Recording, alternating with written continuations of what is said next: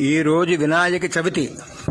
కాశీలో ఈ ఒక్క గణపతిని చూసినంత మాత్రం చేత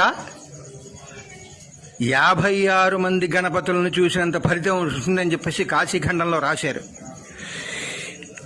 కోట్ల మంది గణపతులున్నారని కాశీలో కాశీఖండంలో ఉంది. కోట్లాది గణపతులు.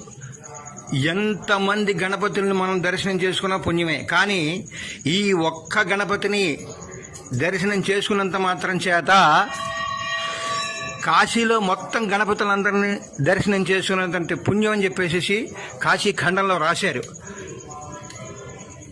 ఈ గౌరీ కేదారేశ్వరుటువంటి గుడిలో ఈ యొక్క గణపతి ఉన్నాడు.